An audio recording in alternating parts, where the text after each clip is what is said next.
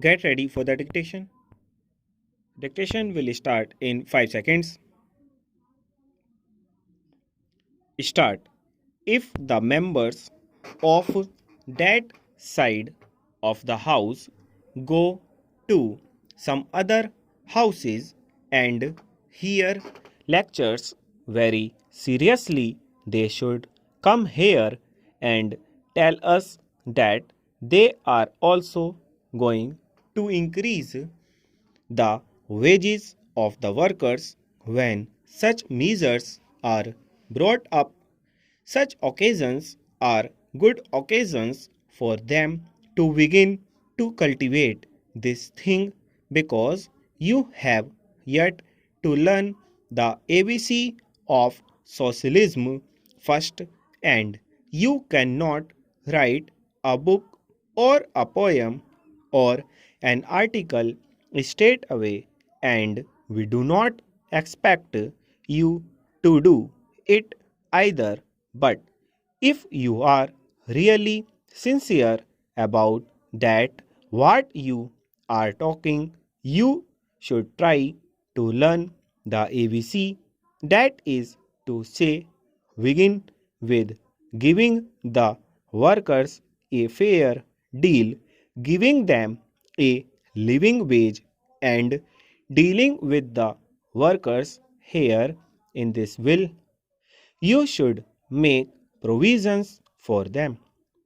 I do not suggest to the minister that in this will there should be provision that so much wages shall be given to the rubber plantation worker, or fix a scale, and that all sort of thing.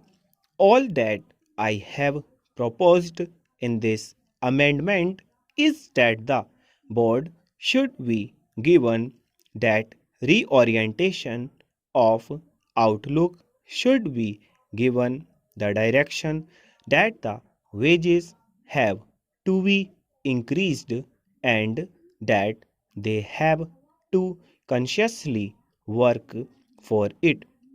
That is all that I demand in this amendment.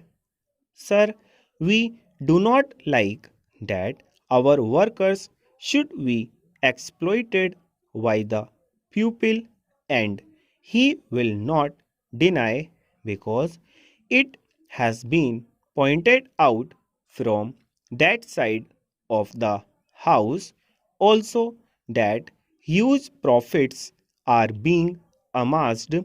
They cannot spend the money. The British, who are earning out of this industry, cannot spend the money. With all their luxury and extravagance, they cannot spend that money here in this country. They send this money abroad. Even then, they retain some money in their hands.